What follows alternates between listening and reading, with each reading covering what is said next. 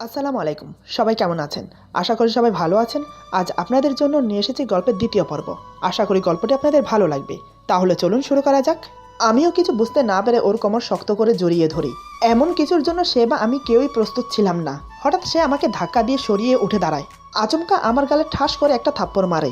হঠাৎ এমন আক্রমণে আমি বিহ্বল হয়ে পড়ি। ব্যাপারটা কি হলো কিছুই বুঝতে পারলাম না। বলতে হয়তো সময় লাগছে, কিন্তু ঘটনাটা ঘটতে এতটা সময় লাগেনি। আমি গালে হাত দিয়ে ধীরে ধীরে উঠে বসি। আমি কিছু বলতে যাব, তার আগেই হিমু চেঁচিয়ে বলে, আপনার সাহস কি করে হয় আমাকে জড়িয়ে ধরে কিস করার? এই অধিকার আমি আপনাকে দেইনি। কোন সাহসে আপনি আমাকে ধরেছেন? আপনার স্পর্ধা দেখে আমি অবাক হচ্ছি। কাল রাতে বারবার না করার সত্ত্বেও আপনি আমাকে টাচ করলেন কোন অধিকারে? আপনার শরীরের রঙের সাথে সাথে না আপনার মনটাও কালো।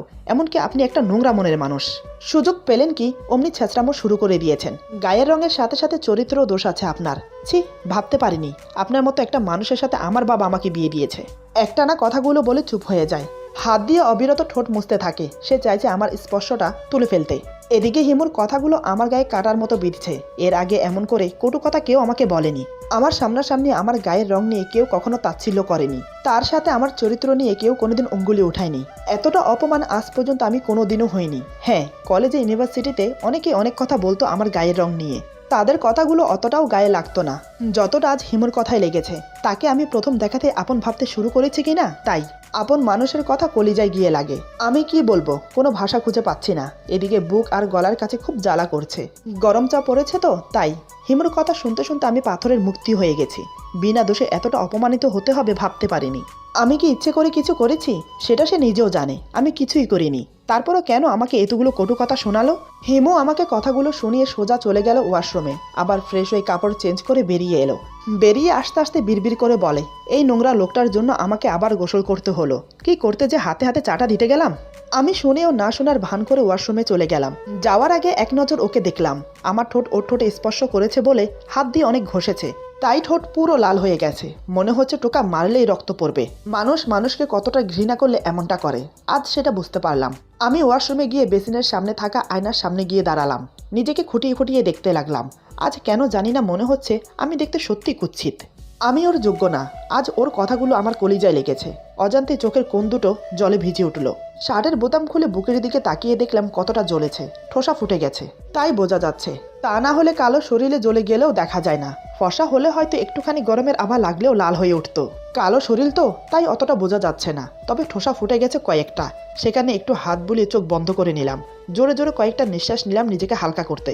বেশ কিছুক্ষণ পর ফ্রেশ হয়ে কাপড় চেঞ্জ করে বেরিয়ে এলাম। দেখি হিমু বারান্দায় দাঁড়িয়ে আছে। আমি কিছু না বলে টি শার্টের বোতাম খুলে পোড়া স্থানে মলম লাগিয়ে দিলাম। সেটা হিমু বারান্দা থেকে দাঁড়িয়ে খেয়াল করলো, কিন্তু মুখে কিছু বলেনি। হিমু মনে মনে বলে, বেশ হয়েছে, আমার কোমর জড়িয়ে ধরা না, তোর কোনো যোগ্যতাই নেই আমার স্বামী হবার। দুপুরের দিকে খাবারের জন্য নিচে ডাকা হলো। আমি গিয়ে বসে পড়লাম ডাইনিং টেবিলে। আমাকে একা দেখে মা বলে, কি রে তুই একা যে, বোমা কোথায়? মায়ের কথায় আমি কিছুটা থতমত খেয়ে গেলাম। কি বলবো এখন? তারপর নিজেকে সামলিয়ে বললাম, নতুন বিয়ে হয়েছে তো এখানে আসতে লজ্জা পাচ্ছে, তাই আসেনি। আমি অনেকবার বলেছি, একটা কাজ করো, ওর খাবার রুমে পাঠিয়ে দাও। মা আমার কথা বিশ্বাস করে নিল। মাকে তো আর সবকিছু বলা যায় না। এসব শুনলে মা অনেক কষ্ট পাবে। আর হিমু আসেনি কারণ সে আমার সাথে বসে খেতে পারবে না। আমার সাথে বসে খেলে নাকি ওর ঘৃণা লাগে। মানুষ মানুষকে কতটা নিন্দা করতে পারে তা আজ হিমু থেকে দেখছি। কতটা ঘৃণা পুষে রেখেছে সে আমার জন্য। মা আমার কথা মতো হিমুর খাবার পাঠিয়ে দিল কাজের মেয়ের হাতে। আমার খেতে ইচ্ছে ছিল না। এত অপমানের পর খেতে মন চাইছিল না। নিহাত মা বাবা কিছু সন্দেহ করবে, তাই বাধ্য হয়ে খেতে এসেছি। বেশি খেলাম না, অল্প একটু খেয়ে হাত ধুয়ে উঠে পড়লাম। সত্যি বলতে এতটা অপমানিত হবার পর রুমেও যেতে ইচ্ছে করছে না। তারপরও বাধ্য হয়ে গেলাম, এছাড়া আর কোনো উপায় ছিল না। কাল বিয়ে হয়েছে যখন আজ আমাদের বউ ভাত, তাই আবার সবকিছু আয়োজন করা হয়েছে। রাতে আবার আত্মীয় স্বজন মেহমান বাড়ি ফুল হয়ে গেছে। হিমুকে হালকা একটা গোলাপি শাড়ি পরিয়ে খুব সুন্দর করে সাজানো হলো। দেখতে কি দারুণ লাগছে ওকে। সবাই ওর রূপের তারিফ করতে লাগলো, কিন্তু এক আমি ছাড়া। আমার কাছ থেকে তো সব অধিকার কেড়েই নিয়েছে। কিভাবে গিয়ে বলবো যে তোমাকে আজ খুব সুন্দর লাগছে? দেখতে দেখতে বউ ভাতের অনুষ্ঠান শুরু হলো, একসময় শেষও হয়ে গেল। অনুষ্ঠান চলাকালীন হিমুর মুখে একটুও হাসি ছিল না। সে গোমরা মুখ নিয়ে বসেছিল। তার যে এসব করতে ইচ্ছে করছে না। বাধ্য হয়ে সংসেজে বসে আছে সবার সামনে। বউ ভাতের আচার বিচার শেষ করে হিমুকে রুমে দিয়ে গেল। বেশি রাত হওয়ার দরুন কিছু আত্মীয় চলে গেল আর কিছু আত্মীয় থেকে গেল। এখনও অনেক আত্মীয় বাইরে বসে গল্প করছে। আমি আর হিমু রুমে আছি। আমি বেরোতে পারছি না, কারণ বাড়ি ভর্তি মেহমান। নতুন বউকে ঘরে রেখে বেরিয়ে গেলে নানান প্রশ্নের মুখোমুখি হতে হবে, তাই আমি রুমেই বসে আছি। হিমু বসে আছে খাটে। আমি কোনো কথা না বলে সোফায় শুয়ে পড়ি। আমাকে সোফায় শুয়ে পড়তে দেখে হিমু বলে, এ কি, আপনি এখানে ঘুমোচ্ছেন যে? আমি বললাম, তাহলে কোথায় ঘুমাবো? হিমু বলে, আপনার সাথে আমি এক রুমে থাকতে পারবো না, আপনি অন্য রুমে গিয়ে ঘুমান। কাল নিহাত মজবুরি ছিল, তাই আপনার সাথে একই রুমে ঘুমিয়েছি, কিন্তু আজ থেকে না। আমি বললাম, কেন, এমন করে কেন বলছো? আমি তো তোমার সাথে খাটে ঘুমাচ্ছি না, সোফায় ঘুমাচ্ছি, তাহলে তোমার সমস্যা কোথায়? হিমু বলে, দেখুন, এত কথা বুঝি না, আমি আপনার সাথে একই রুমে থাকতে পারবো না। সত্যি বলতে আপনাকে দেখলে কেমন কেমন লাগে আমার। ওর কথায় আমি নিস্তব্ধ হয়ে যাই। মেয়েটি আমাকে কি বলছে, নিমেষেই আমার মনটা ভেঙে গেল। আমি বললাম, দেখো, এটা বিয়ে বাড়ি, সব মেহমান অতিথি এখানে সেখানে আনাগোনা করছে। এই মুহূর্তে আমি অন্য রুমে গিয়ে ঘুমালে খারাপ দেখাবে, সবাই কি ভাববে, তাই বলছি আমাকে এখানে একটু ঘুমাতে দাও। আমার কথা শুনে হিমু কিছুক্ষণ ভাবলো, তারপর সম্মতি জানায় থাকার জন্য। আমি আর কিছু না বলে চুপচাপ শুয়ে পড়লাম। মনে মনে নানান কথা ভাবছি। আমার রুম, সবকিছু আমার, তারপরও কিনা বলে এই রুম থেকে বেরিয়ে যেতে, কি আজব। আজ নিজেকে খুব ছোট মনে হচ্ছে। মনে হচ্ছে বিয়েটা করার আগে একবার কথা বলে নেওয়া উচিত ছিল, তাহলে হয়তো এতটা অপমানিত হতে হতো না। নানান কথা ভাবতে ভাবতে ঘুমিয়ে পড়লাম। সকালে তাড়াতাড়ি ঘুম থেকে উঠে গেলাম, কারণ আজ হিমুর বাড়ি থেকে লোক আসবে হিমুকে নিয়ে যেতে। আর এমনিতেও আমি ভোর ভোর ঘুম থেকে উঠি ফজরের নামাজ পড়ার জন্য। ফজরের নামাজ পড়ে আবার ঘুমিয়ে পড়ি। ছোটোখাটো একটা আয়োজন করা হলো মেহমানদের জন্য। দুপুরের দিকে হিমুর বাড়ি থেকে লোকজন আসলো। খাওয়া দাওয়া করে বিকেলের দিকে হিমুকে নিয়ে বাড়িতে চলে গেল। নিয়ম অনুসারে আমাকে যেতে হবে রাতে, কিন্তু আমার একটু মন করছে না ওদের বাড়িতে যেতে। এত অপমানের পর যাওয়ার কোনো মানেই হয় না। কিন্তু মা বাবাকেও তো কিছু বলতে পারছি না, তারা শুনলে যে কষ্ট পাবে, তাই বাধ্য হলাম রাতে যেতে। না জানি আরও কত অপমান হতে হবে সেখানে গেলে। 8-5 ভাবতে ভাবতে রাত 9:30টার দিকে গেলাম ওদের বাড়িতে। হিমুর মা বাবা আমাকে খুব আদর আপ্যায়ন করলো, কিন্তু হিমু আমার আশেপাশেও আসেনি। ওদের বাড়িতে গিয়েছি পর্যন্ত ওকে এক নজরও দেখিনি। ওর মা বাবা ভেবেছে হয়তো লজ্জা পাচ্ছে তাই আসছে না, কিন্তু আমি জানি সে কেন আসছে না। যাই হোক, রাতে সবার সাথে বসে খাওয়া দাওয়া করলাম, কিন্তু হিমু খেতে বসলো না। সে পরে খাবে বলে চলে গেল। অজুহাত দিল তার মাথা ব্যথা করছে। রাতে খাওয়া দাওয়ার পর হিমুর রুমে গেলাম। সাহস হলো না ওর বিছানায় বসতে, তাই বারান্দায় দাঁড়িয়ে রইলাম। বেশ কিছুক্ষণ পর হিমু রুমে আসে। আমি মনে মনে ভাবছি, না জানি এখন সে আমাকে কি কি বলবে। মনে মনে ওর কটু কথা শোনার জন্য প্রস্তুতি নিচ্ছি। কিন্তু আমাকে অবাক করে দিয়ে হিমু বলে, আপনার এখানে কোনো সমস্যা হচ্ছে না তো? আমি কিছুটা অবাক হলাম ওর কথা শুনে। কি ভেবেছিলাম আর কি হচ্ছে। আমি বললাম, না। হিমু বলে, আর কিছু লাগবে আপনার? আমি বললাম, না। হিমু বলে, কফি খাবেন? আমি কিছুক্ষণ ওর দিকে তাকিয়ে চোখ সরিয়ে নিলাম। একটু বোঝার চেষ্টা করছি এতটা নর্মাল ব্যবহার কিভাবে করছে। তারপরও আমি নিজেকে সামলিয়ে বললাম, হিমু বলে, আপনি বসুন, আমি নিয়ে আসছি। এই বলে সে চলে গেল আমার জন্য কফি আনতে। আমাকে তো বলে গেল বসতে, কিন্তু আমি এখন ভাবছি কোথায় বসবো। বিছানায় বসলে যদি বলে বিছানা নোংরা হয়ে গেছে তখন? চেয়ারে বসলেও যদি সেই একই কথা বলে তখন? না থাক, আমি দাঁড়িয়ে থাকবো। কিছুক্ষণ পর হিমু আমার জন্য কফি নিয়ে আসে। এসে দেখে আমি তখনও দাঁড়িয়ে আছি। হিমু বলে, এ কি, আপনি এখনও দাঁড়িয়ে আছেন যে? আপনাকে না বসতে বলেছি? আমি বললাম, না মানে এমনি। হিমু আমার হাতে কফি দিয়ে একটা চেয়ার টেনে দিল।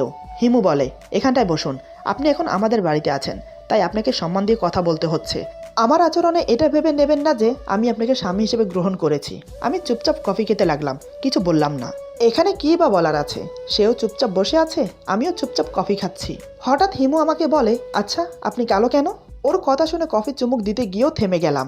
এ কেমন উটকো প্রশ্ন? আমি কালো কেন, এটা কোনো প্রশ্ন হলো? আরে মানুষকে নিজের ইচ্ছে কালো হয় নাকি? আমাকে চুপ করে ভাবতে দেখি হিমু বলে, কি হলো, বললেন না যে? আমি ওকে উল্টো প্রশ্ন করলাম, আচ্ছা তুমি আমাকে এটা বলো, তুমি এত সুন্দর কেন? আমার কথা শুনে হিমু আমার দিকে তাকায়।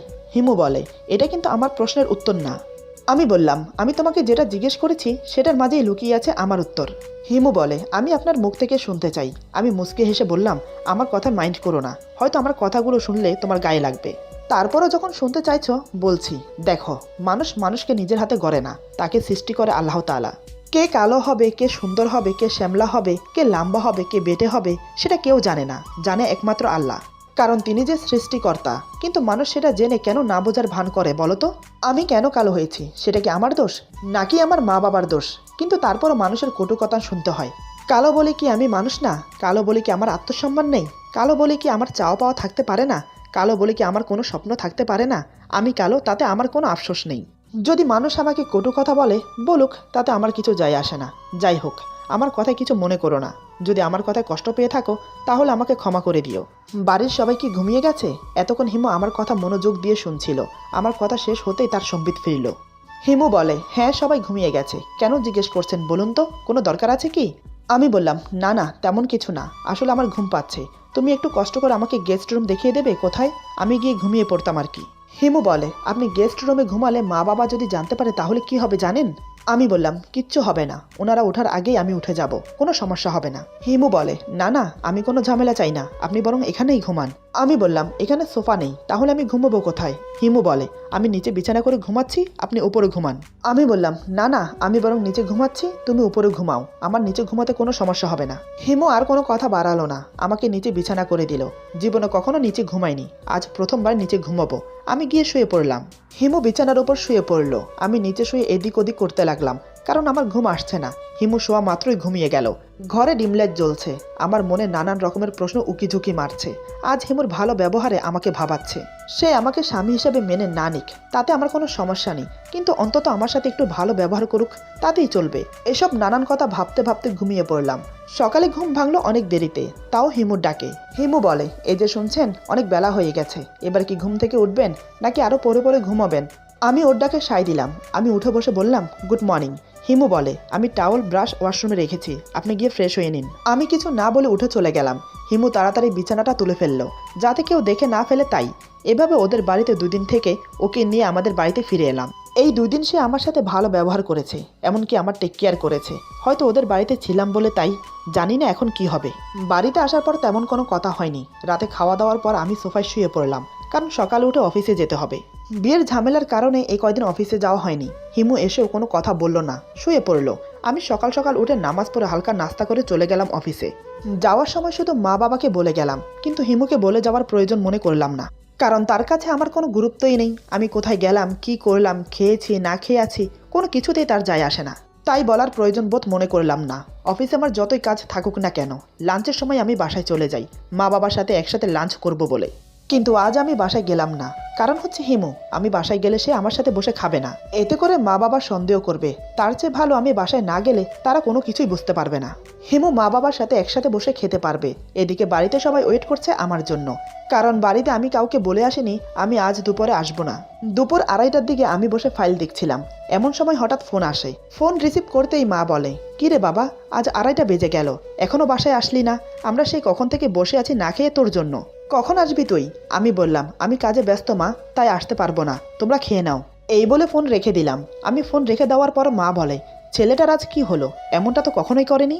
শত কাজ হলেও বাসায় চলে আসতো আমাদের সাথে লাঞ্চ করবে বলে, কিন্তু আজ হঠাৎ এমন কি জরুরি কাজ পড়ে গেল কিছুই মাথায় আসছে না। মায়ের পাশে হিমু বসেছিল, সে মায়ের সম্পূর্ণ কথা শুনেছে। সে হয়তো কিছুটা আন্দাজ করতে পেরেছে। তারপর সবাই একসাথে বসে খাবার খেয়ে নিল।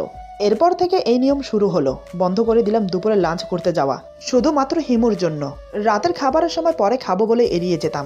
সবাই খেয়ে চলে গেলে আমি নিজের খাবার গরম করে খেতাম।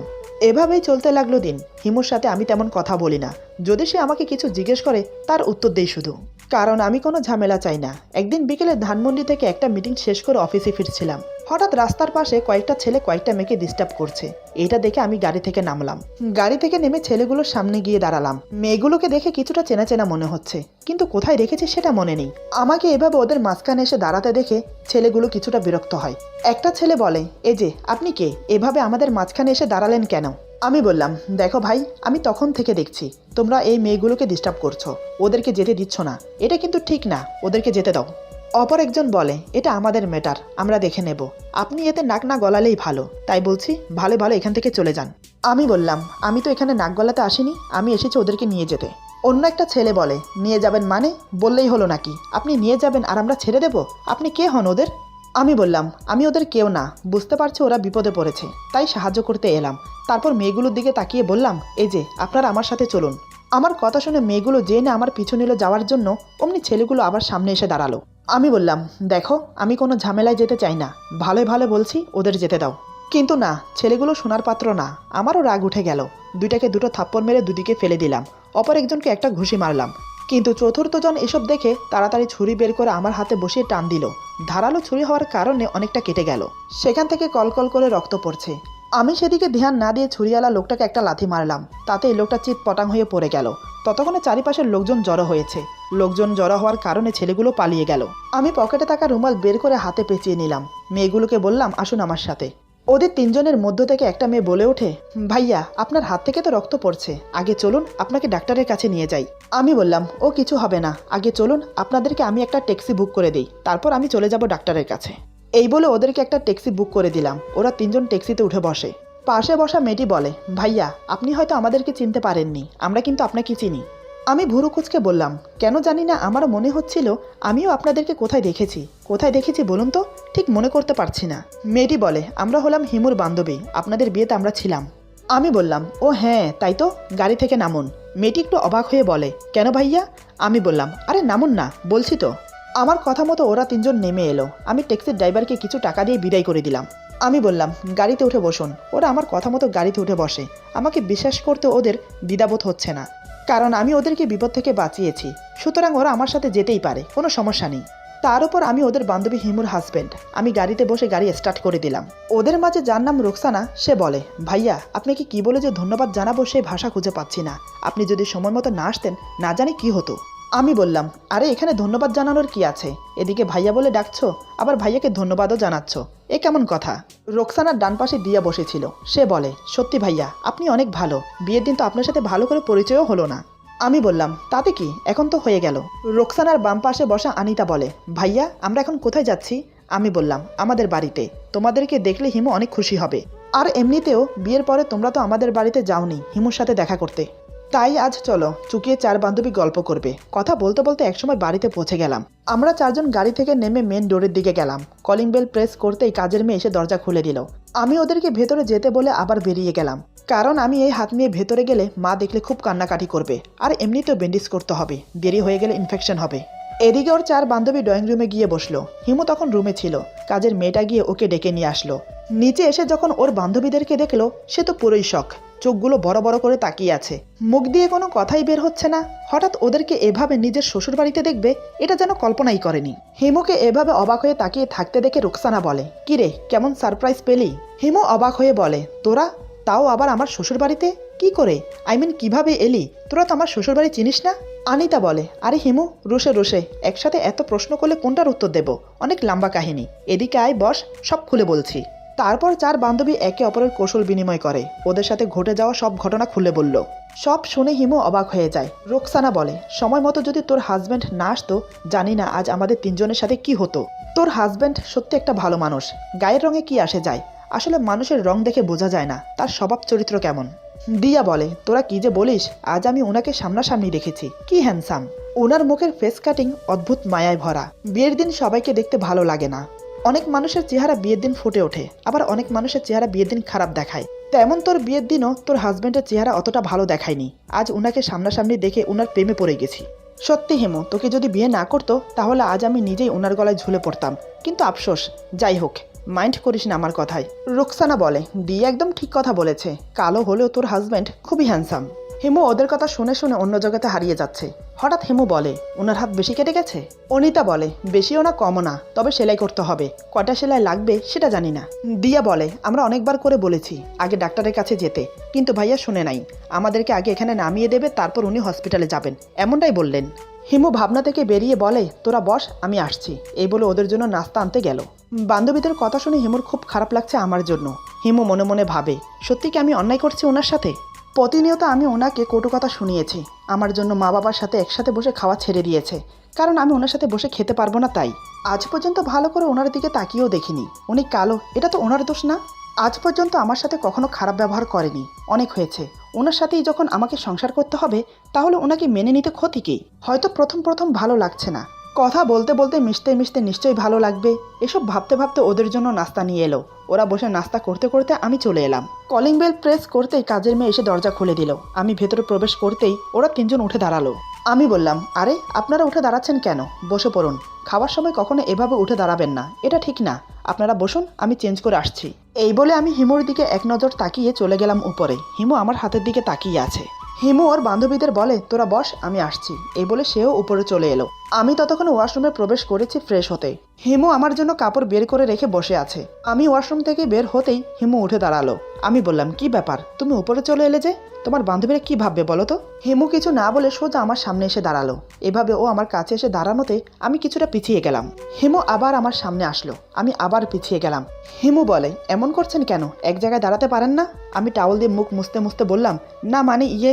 হিমু এবার আমার সামনে এসে আমার হাত ধরে বলে, খুব বেশি কেটে গেছে? কয়টা সেলাই লেগেছে? আমি তো অবাক, এই আমি কোন হিমুকে দেখছি? এতটা পরিবর্তন, সে আমাকে স্পর্শ করছে। আমাকে চুপ দেখে হিমু বলে, কি হলো, বলছেন না কেন? খুব ব্যথা করছে বুঝি? আমি কিছু বলছি না, চুপ করে আছি। হিমু এবার আমাকে খাটে বসেই আমার পাশে বসলো, একদম আমার গা ঘেঁষে। হঠাৎ সে আমার চোখে চোখ রাখলো, তার চোখে জল। হিমু বলে, যদি আপনার কিছু হয়ে যেত তাহলে? আমি বললাম, তাহলে কি হিমু? এবার সে জোরে কান্না করে দিল। হিমু কান্না করতে করতে বলে, যদি আপনার কিছু হয়ে যেত তাহলে আমার কি হতো? আমি বললাম, তাহলে তুমি মুক্তি পেয়ে যেতে, আমার মতো কালো ছেলের সাথে সংসার করতে হতো না তোমার। হিমু বলে, এমন করে বলছেন কেন? আমাকে কষ্ট দিতে আপনার ভালো লাগে? মানুষ কি ভুল করে না? আমি বললাম, আহা কান্না করছো কেন? দেখো আমার কিছু হয়নি, আমি ঠিক আছি, সামান্য হাত কেটেছে, ও ঠিক হয়ে যাবে। এই বলে ওর হাতে হাত রাখলাম, দেখি না সে হাত সরিয়ে নিচ্ছে না। এবার একটু সাহস পেলাম, আমি দু হাতে ওর চোখের পানি মুছে দিলাম। হিমু ছলছল নয়নে আমার দিকে তাকালো। হিমু বলে, এই কাপড়গুলো পরে নিচে আসুন, ওরা বসে আছে আপনার জন্য। এই বলে হিমু হঠাৎ আমার কপাল একটা চুমু দিয়ে চলে যাচ্ছিল। আমি তৎক্ষণাৎ ওর হাত ধরে ফেলি। হিমু থমকে দাঁড়িয়ে যায়। আমি বললাম, হিমু কি হয়েছে? এবার হিমু আমার দিকে তাকায়। আমি ধীরে ধীরে ওর হাত ধরে কাছে টেনে পাশে বসিয়ে দিলাম। ওর চিবুক ধরে মুখটা উঁচু করে ওকে দেখলাম। অন্যরকম একটা অনুভূতি জেগে উঠল মনে। হিমু চোখ বন্ধ করে আছে, কেমন যেন একটা লাশময় লাগছে ওকে। হঠাৎ হিমু নিজেকে ছাড়িয়ে উঠে যায়। হিমু বলে, রেডি হয়ে নিচে আসুন। এই বলে সে চলে গেল। আমি একটা ঘোরের মধ্যে ছিলাম। এতক্ষণে আমার ঘোরটা ভাঙলো। হিমু চলে যেতে মুখে একটা হাসি ফুটে উঠল। আমি খাটের দিকে তাকিয়ে দেখি ব্রাউন কালারের টি শার্ট আর প্যান্ট বের করে রেখেছে। আমি যেন পুরোই শখ, কিছু বোধগম্য হচ্ছে না। আজ হঠাৎ এতটা চেঞ্জ কিভাবে? আমি কাপড় চেঞ্জ করে নিচে গিয়ে ওদের সাথে বসলাম। হঠাৎ হিমু ওদের সামনে যা করলো তা দেখে তো আমি পুরোই অবাক। মেয়েটি কখন কি করে বসে কে জানে, কিছুই মাথায় আসে না। ওর বান্ধবীরা কি ভাবছে এসব দেখে? আমি তো সেখানে জ্ঞান শূন্য হয়ে বসে আছি। এরপর যা হলো, আজকের গল্প এখানে সমাপ্ত। গল্পের বাকি অংশ পেয়ে যাবেন আগামী পর্বে।